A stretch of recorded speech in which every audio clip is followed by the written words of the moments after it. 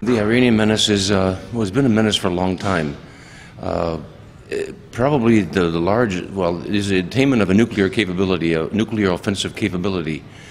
They already have a nuclear capability, but it's in field artillery and smaller calibers and so on. They do have that. They've had it ever since the Russian gave it to them many years ago.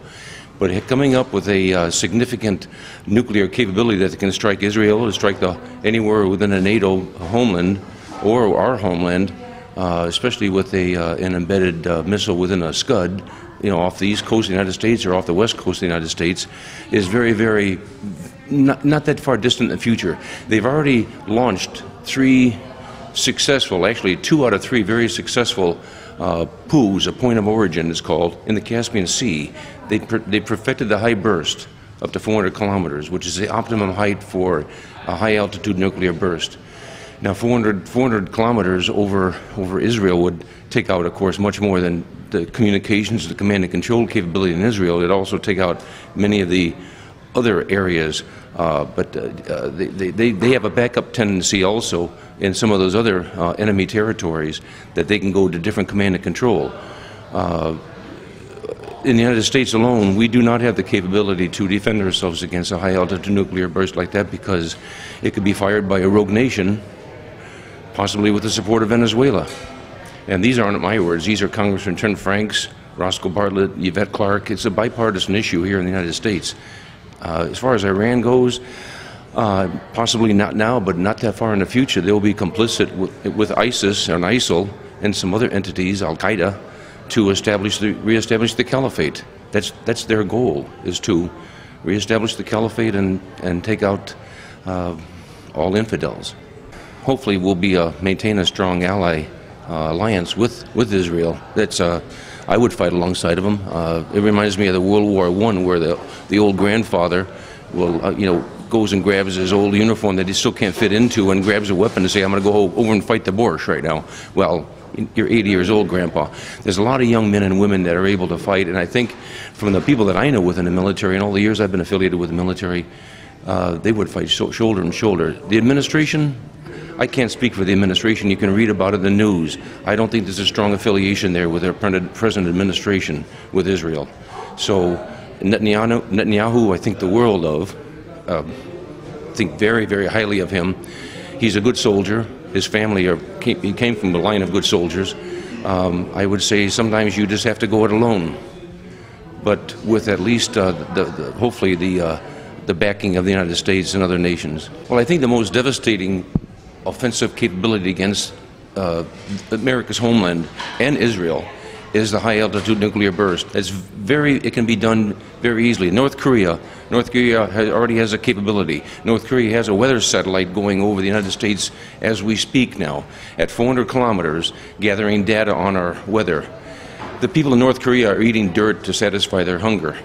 I don't think they need a weather satellite, but they have a satellite orbiting over us. We have no idea what the payload is, and all you need is 1 kiloton, very, very light.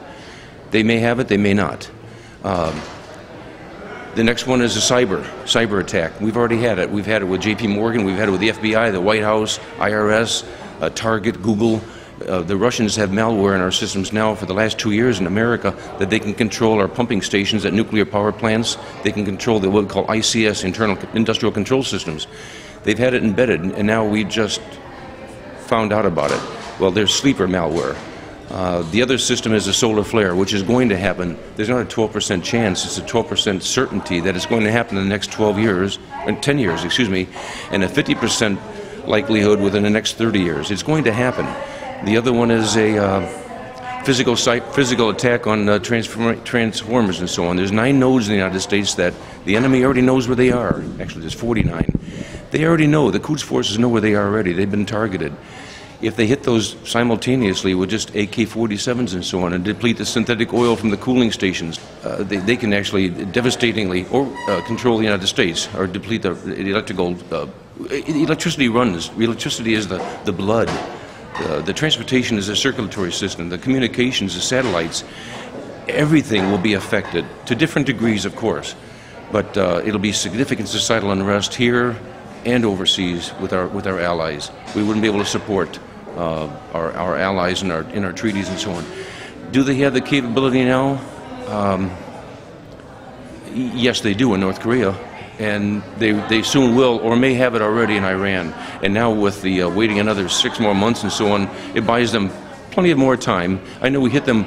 They were attacked with a Stuxnet a few years ago, and their centrifuges were spinning out of control, and they blew up. Well, they took that Stuxnet and reversed it, and Shamoon attacked a Shamoon virus into Aramco in Saudi Arabia, and 30,000 computers went down in a nanosecond on the oil refineries.